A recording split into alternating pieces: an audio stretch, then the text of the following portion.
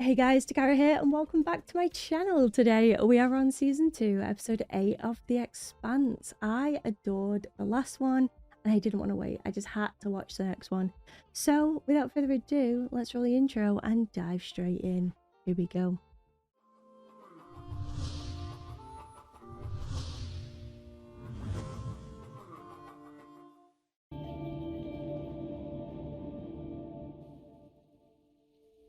Oh, that's vivid. The greenest of grass.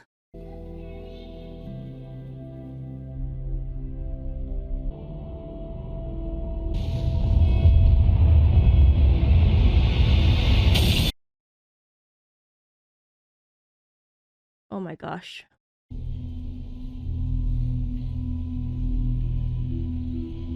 Bloody hell, that scar.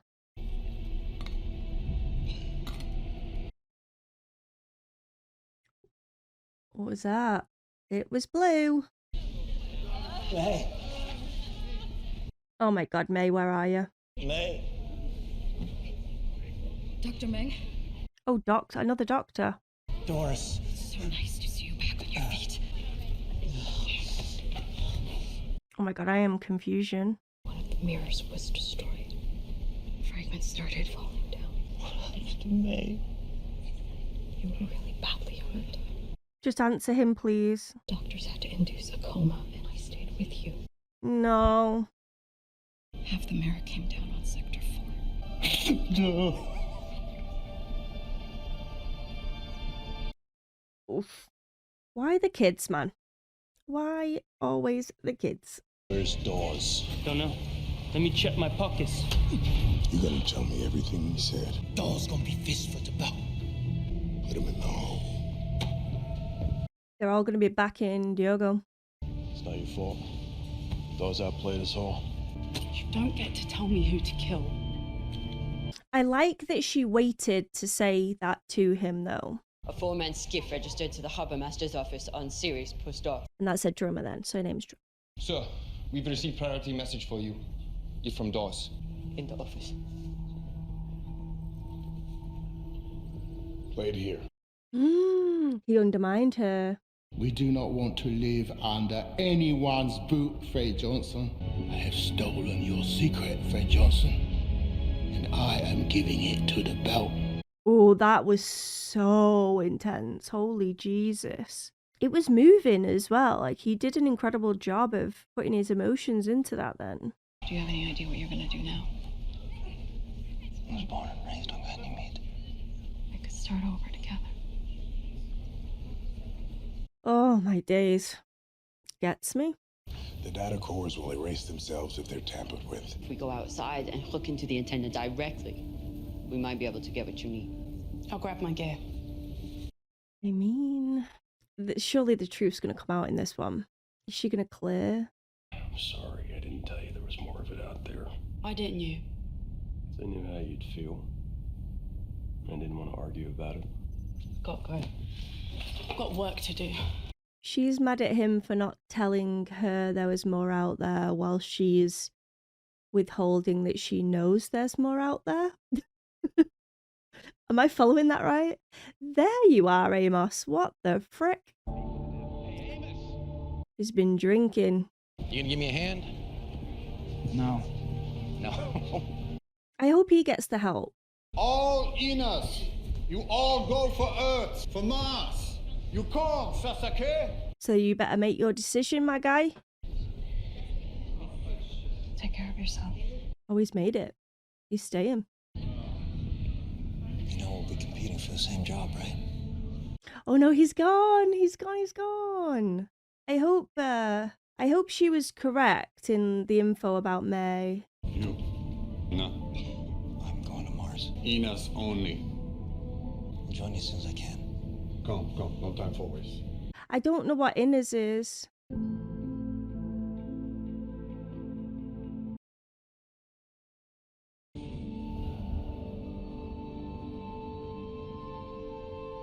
No. No, you're kidding me. You're kidding me. Why? There's no way they just did that. There's no way they just did that. Ina's wrecked Ganymede. Built her life first from now on. That's so upsetting.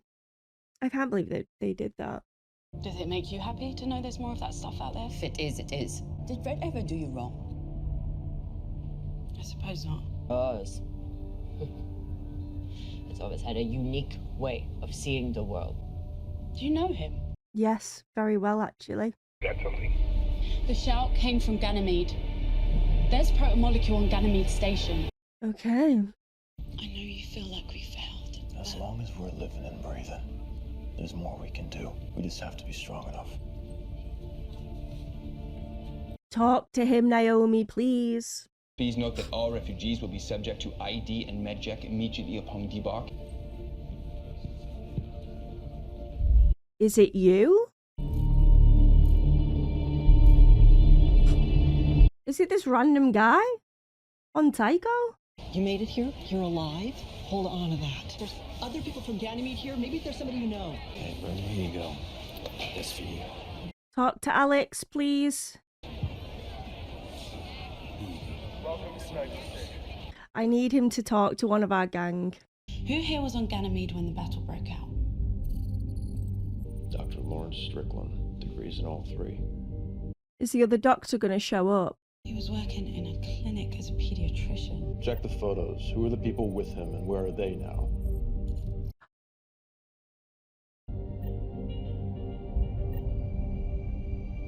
Our resources are being strained as it is. We're not going to turn anyone away. No one else needs to die. You little rat. All them other missiles. If you're not going to use them, we will. Did you see how quick Drummer jumped in front of Fred then to keep him safe? What a queen. Is Doris going to be on here? Or May?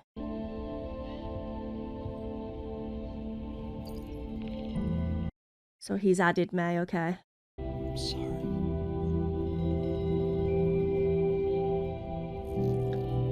Oh.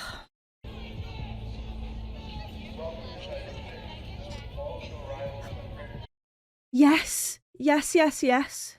Your Praxida came in. What's going on? Station business. Back off. I won't say anything to anyone. Just please don't hurt me. We're not going to hurt you.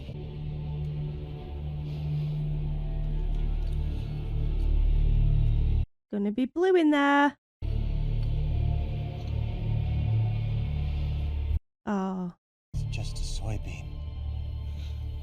I'm a botanist. Well, tell them what the Belters did now. You can launch them missiles too, me Pensa, huh? Join us. I work for Fred. Maybe not for long, though. What the hell? She's loyal, man. She's loyal. You know what your problem is? I'd like to. I'm gonna tell you. Your problem is the only person you give a shit about is yourself. Wrong. I don't want to fight you, Alex. Please don't make me. Because if we do, who's going to fly the ship? What happened to you? God, this is a bit of a heavy show, this one, isn't it? Someone's trying to access the missile controls. Holy shit. Looks like they're preparing to launch. Fred gave the codes to save Drummer. Maybe. Clinics are legally required to let parents remotely monitor their children from anywhere, right? You have children of your own. No. Could you please show us whatever you can of May?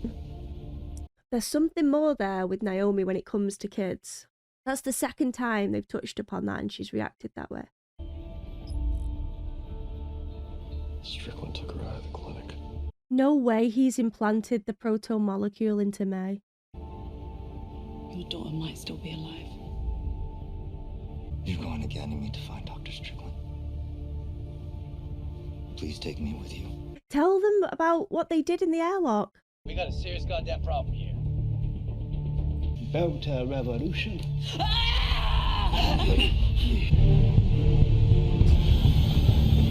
Wait, what's Amos doing right now?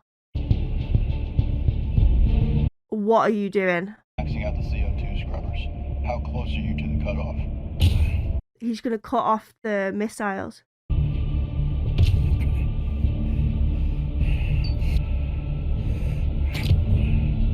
Oh, we got him in his gloves as well. That's so cool. Come on, you can do this. You need to help.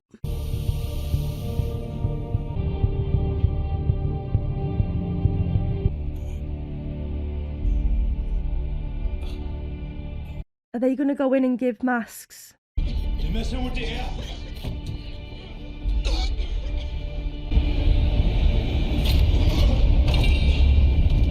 Drummer though. Look at Drummer now. Oh my god, guys. Naomi, is she gonna bomb in there?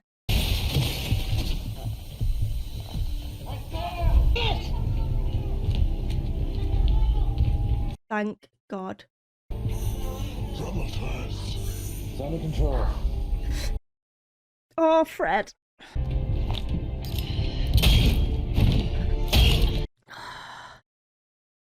Love her. Okay.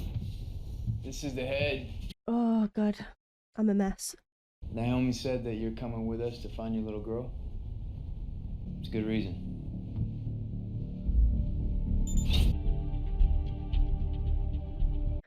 Staples in the side of his head. Holy Jesus. Why did you? I went there to kill him. I'll do whatever it takes to prevent another Eros. Not a murderer. It's not the James Holden I know and love. I need you to remind me who I am so I can come back. You need to tell him, Naomi. I promise. No more secrets. Here we go. Yeah, or just keep quiet and let it get even worse. All right, I'm on it.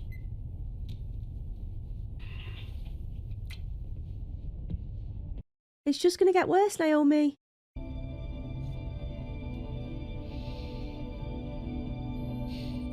Amos has got into his head now.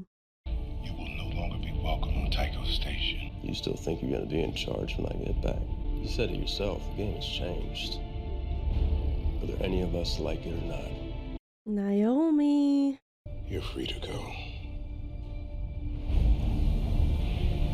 Yeah, I feel as though Fred shouldn't have responded to Holden that way, because Holden's got a point and he needs all the help he can get, and he's already been screwed over by doors. Oh, it's freaking brilliant. Well, clearly I was very emotional through this episode, so not only it's everything that happened with May and the doctor being separated from his daughter, and then Doris getting thrown outside. It was also the weight of everything else as well, with the war that's brewing and the Belters making their move, and then the guy on Psycho, the man on the inside that's helping doors and shooting Drummer, and then Fred obviously wanting to protect everything that he's built, and Drummer as well, and realizing that there's a good chance he's lost everything right now. But if we know anything from Fred, it's that he's come back from worse. So there's still fight to be had. I kind of feel bad for doubting Drummer in this situation. I think it's because in the show so far, we haven't really seen or heard much about her or her history. All we knew from that point was that she worked for Fred and she was bloody good at her job. And then from the last episode, it was, oh, but wait, she's had a relationship with Dawes, and Anderson is trying to get in her head. And all we were left with was a look. So when all this went down, they planted that seed that there's a chance that she was the spy. But no, she is 100% loyal with Fred. And I mean, she's killing other Belters for what they've done to her and her people as well on Tycho. So yeah, there's no doubt now there for me. And it's the same with Fred. Like, they went to help Fred and he's like, no, make sure you see to Drummer first. And she's so strong. Like, even after she was shot, she just gets up picks up a gun and shoots the ones that shot her. It was just, she seems like an incredible person. And Naomi's, you know, trying to get to know her and vice versa. You can see that they're both belters. They both experience probably similar lifestyles to each other, and they can relate more so than anyone because they both have gotten out of series and they're working for people that are Earthers. So I feel as though their friendship could grow quite a bit. I'm wondering if Naomi is going to confide in Drummer about what she did with the Protomolecule, or if she will just talk to Holden directly. In this episode, Holden and Naomi shared the I love yous, which is a massive step for their relationship. And then Holden says, you know, no more secrets. Again, the secret came out for him, but it hasn't come out for her yet. So she's still choosing to withhold that information. I think I'm getting a little frustrated with how she's accusing Holden of keeping secrets and saying, like, you knew, why didn't you talk to me, while still withholding that huge secret herself. It's kind of frustrating in that sense. But it's like they say, usually when someone accuses someone else of keeping secrets or being a little bit shady, it's typically to avert the attention from themselves, and it's like they're in denial over what the actions that they've made. So it's sort of pushing the blame elsewhere to make themselves feel like they have an excuse to have done what they've done. And I think it's a bit of that scenario when it comes to Naomi right now. I'm not saying that I think she's a bad person, far from it. I like Naomi, I think she's a great person. But I also think that her holding this information, this secret, is going to eat her up. You can see that it is. Every single conversation that she has, every time she's around Holden, it's there. And I know that she took Miller's words seriously when he said, I know that you'll do the right thing, and that he trusts her. And Miller being a belter as well, I think has solidified that in Naomi's mind, and she's taken that personally. And there's that elephant in the room is always going to be there. She doesn't talk about it, but also there's that belter connection as well that is extremely strong. That's why I really wanted the Doctor to say to Naomi and Holden what the belters did to the refugees, because Naomi and Holden would not be for that in the slightest. They would be against that instantly. And I think that if they were to know who made those calls, it would help them know which, you know, side to pick, because no matter what, they always trust their gut. And rather than, oh, I'm a belter, so I listen to belters. I'm an earther, so I abide by the earthers. Though the team, the Rocinante, is a lot more complicated than that. They're genuine people that want to do the right thing. And like Alex is, all of his family is on Mars. And then Holden, one of his mums is on Earth. Like it's very much, they're from all over, but they have a common ground, which is a pure heart. You know, they always want to do the right thing. They don't want to hurt anyone. That's the main thing. And I think that's why Naomi got so upset when she said, you know, to Holden, you're not an executioner. This isn't you. And Holden be like, I need you to remind me of that. I need you to ground me. Because it's so easy to get sucked up into all of the politics and war and everything else. You can lose yourself. So the Rocinante team, I feel, need to make sure that their bond isn't broken and it isn't tainted. And that's why I appreciated Alex going to Amos and knowing that something wasn't quite right and checking in. And they had that feud, they had that little moment. But again, like, they're on the same side, which is the team. It's not a place, it's them. That's the side that they're on. Whereas I feel like a lot of the politics is the place. So you have Earth you have Mars, you have the OPA, the Tycho, and then you have the Rocinante team. So I think it's good that we're constantly checking in with the middle team. And yeah, I feel like this episode was extremely strong. I had no clue what was going on at the beginning. I noticed that the view that May was looking at was very similar to the view that Gunny was looking at when she was attacked.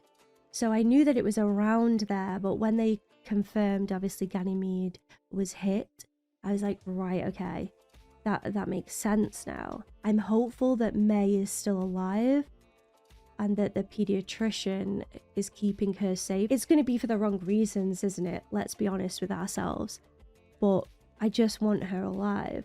My fear is that he's infected or placed this protomolecule within May, and we're going to lose her all over again. That's the fear. Well, we'll see. We shall see. So, rip Doris. That was rough. That was really rough. And we haven't had a resolution on that either. We haven't had confirmation over who pulled those strings to do that. Like, yeah, you guys, come on, hop on this ship. We're going to take you back to Mars, or we're going to take you wherever, for them to just open up and let them all go. And the fact that they're all happy experiencing the zero gravity of that and that moment, to then be sucked out and killed, it's just so dark and twisted. I just hated that moment, and I hope that someone is reprimanded for that as well. Loved the speech that Anderson gave. I felt like it was very powerful, and when I say love, I just mean that, again, I'm loving how powerful it was, not the actions moving forward. I mean, I'm assuming that Dawes is the one that's emptying these refugees, but again, I could be completely wrong there. It could be someone totally new that we haven't even seen yet. So I will have to be patient and wait for all that to come out, and hopefully it does, and they don't just gloss over the fact that they're killing a bunch of people. I mean, to be honest, it could be the Belters that are fighting over rations, doing that on the sly. So it's not even Anderson making the calls, or Fred making, or whoever making the calls. It could be them themselves saying like, oh, we could ditch these so that we have more rations for ourselves. I have no clue, but I know that it's rough there for them, and they're fighting over every last bit of water or food that they can get hold of, which is the reason that Dawes gave to say, I'm going to put a stop to this. I'm going to take charge. I'm not going to allow no more starvation of oxygen or water or X, Y, and Z. I'm going to be in control from this point. Cut to a bunch of refugees being ditched. He could basically see that as, well, you're not true Belters, therefore, why are we helping you? We need to help ourselves. It's genuinely so complex, and I'm really starting to understand the beauty and grasp the weight of the show. Like, it's not like anything I have watched. I know I compare it to Game of Thrones the most, because that was quite similar, very cutthroat, you know, very us and them political-esque.